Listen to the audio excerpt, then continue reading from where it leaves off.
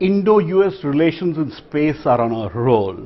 There is every possibility that an Indian astronaut would go on an American mission in the next few decades. I have with me Captain Sunita Williams, possibly the only samosa eating astronaut and a person who has several records to her credit.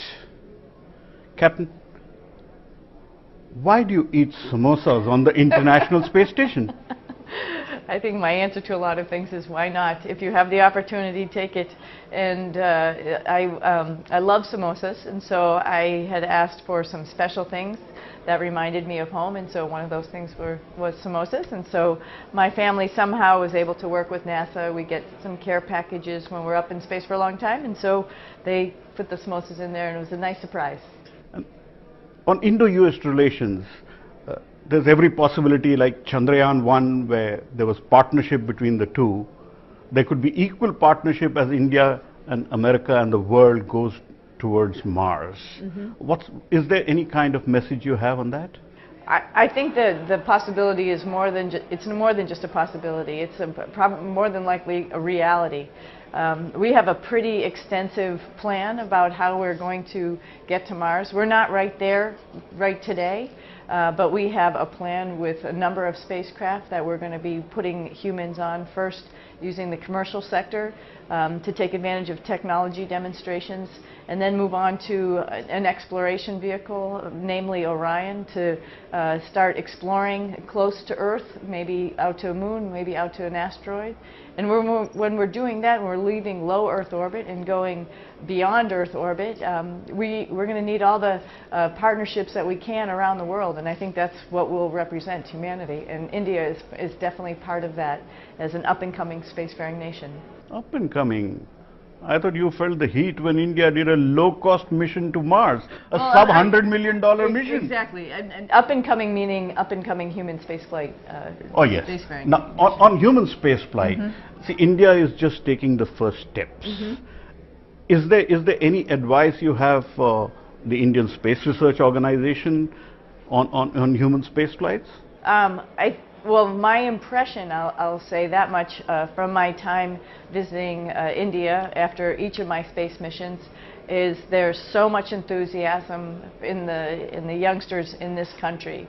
Everybody wants to be part of the space mission. Everybody wants to put their mark on human spaceflight and be part of that. And I think the Indian Space Organization should really seriously take a look at that and look at how that desire is just culminating here in the young population, and use that resource to really advance the space program here. You're a role model for India and America.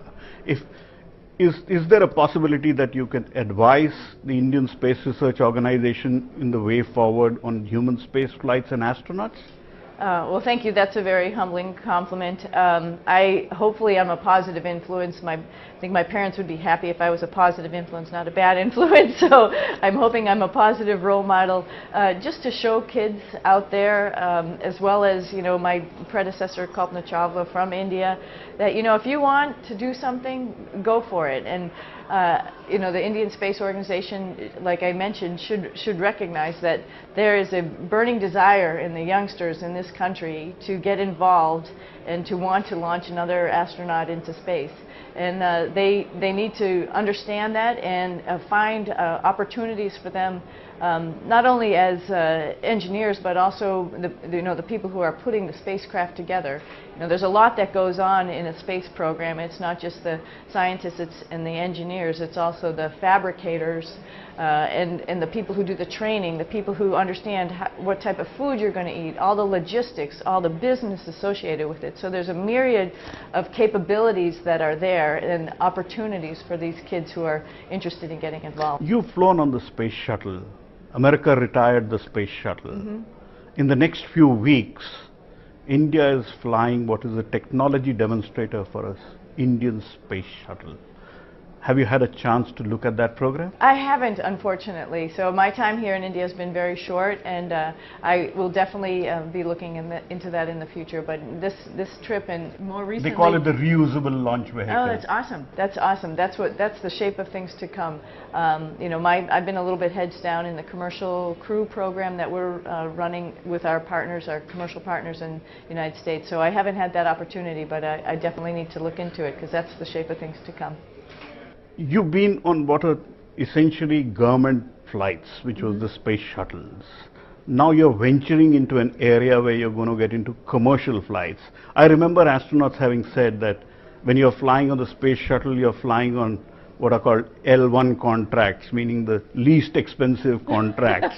Now, when you're going to private sector is known to cut corners. Are you taking huge risk by being one of the first astronauts on the private sector Well, we're working hand in hand with our commercial partners, and I think it's a really good collaboration, a really good partnership where, you know, particularly the first 4 of us who are going to more than likely fly on their spacecraft, they've allowed us into their companies and in to take a look at what the engineers are doing and understand from the grassroots part of development of the spacecraft how it's being made. And what's interesting and nice about that, I think they're open to that because both of these companies only have limited a number of people who have flown in space, and so our expertise there will just help them. We're just trying to make sure that they're successful, and I think they understand that. But at the same time, we're not doing things the way we've always done them. We're letting the companies come up with new ideas, and so we're having this dialogue back and forth, a little bit of a debate, like how come you think this process is correct, and then they have to defend it a little bit. We have to defend our ideas of why we think things should go a way, and then we could come up to the best solution. So of course we're going to run into bumps and have a little heated discussions on some of these things, but I think we'll iron it all out and we'll figure it all out. And I think by the time we put the people on the spacecraft, we'll have a very safe spacecraft. Do you have any ideas? You carried the Gita and Samosas in space. Now you're getting ready for the next flights. Is there any artifacts from India you are likely to carry up? Have you thought of something? Something for my niece and nephew, who are both Indian. I'll probably bring something for them, some Indian toys, as well as probably another Ganesh, because Ganesh is my good luck charm. And when you carry Ganesh, do you pray to him when you're in space? Are you religious about Ganesh? I'm more of just a spiritual person. I just know he's there with me, guiding. And do you have any special message for youngsters in India who may want to who aspire to become astronauts? Because as they say, the first astronaut who will go to Mars is already walking on Earth. Absolutely, and I think one of the biggest things that I would say, and a good friend of mine, you know, I'm a runner, I'm an athlete, and so everything sort of has a sporting connotation here. But my good friend has mentioned this before, and so I'm using it as just get to the starting line. If you really want to participate in space exploration, being an astronaut is just one part of it. There's like I mentioned, a myriad of things that you can do to be part of the whole organization, part of the whole plan to advance humans in space and human exploration. So if you want to do that, figure out how to get there, get to the starting line, and get involved. And I think part of that also is, you know, understanding that you're bigger, that you're doing something, you're participating in something that's bigger than just something about yourself. It's about humankind and helping this world work together. You've set several records on your space flights. Tell us a little bit more about your records. I think records are made for somebody else to break, right? So every time there's a record made, it provides a goal for the next group, the next generation, to have a goal to aspire to. So I think that's the main idea of records. I was in the right place at the right time to establish some of these records, and I think the personal part of it is you just need to be ready to do that. When you have that opportunity, hey, you're going to do another spacewalk. Okay, I'm ready. I got myself to this point. I'm physically ready. I'm mentally ready, and I'm ready to do whatever I can to help the team. And that's how records seem to come about. So I'm hoping the next group of explorers will crush my records.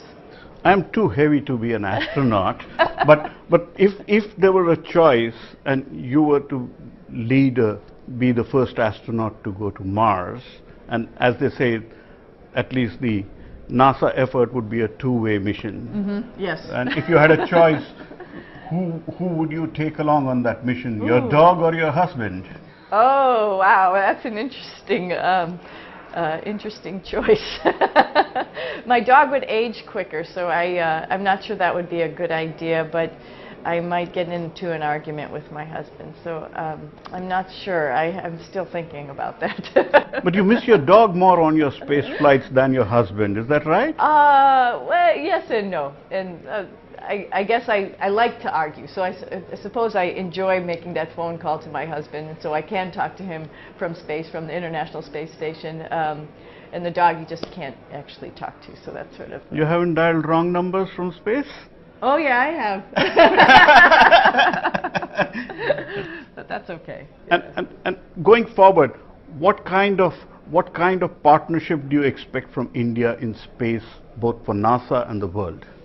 Oh, like I mentioned, I think it's obvious that NASA's space program is, flourishing on the satellite type of vehicles and up and coming on the human spaceflight side. So I expect India to be a very active partner. And also just the kind nature of the people here in the country seems to fit right along the lines that I mentioned of just human exploration, and I think that's what us at NASA are interested in exploring, and that's what going into space is all about. So I know Kalpana Chawla, when she was talking about space travel, she talked about processes. And how I see that or understand that, I relate that, is like when you're trying to do something that's not obvious right here on Earth, you have to look at things differently. So when you're creating these processes which will work in space, you're thinking a little outside the box, which makes you understand things even more thoroughly. So I think that's where the United States and India will be going, as well as other countries who are going to be exploring further in the universe. India looks at both Kalpana and Sunita as India's daughters, and you followed Kalpana in space. Did she leave a mark on you? Absolutely. We were good friends right from the beginning. First time I met her when I joined NASA, she had been there already for a couple of years, and it's interesting how we found each other just immediately. And we did a lot of things together. Of course, did a lot of nature walks, went bike riding quite a bit, just talked a lot. She's just the type of person that you would automatically connect with. And I probably our similar backgrounds. Just having Indian parents, lend itself to that. But her death, does it worry you? I'm sorry? Her death in the accident on the shuttle exposes the risks you take when you go up there. Does it worry you sometimes? Yes and no. I mean, we understood, I knew we would come to the conclusion and understand exactly what happened to Space Shuttle Columbia, and we would fix that problem. And moving on from there, I think all of the Columbia crew, all the members there, were all good friends of ours in the astronaut office, and I think what their dream, their vision was just to continue and to explore. And so it worries us all, I think, every time we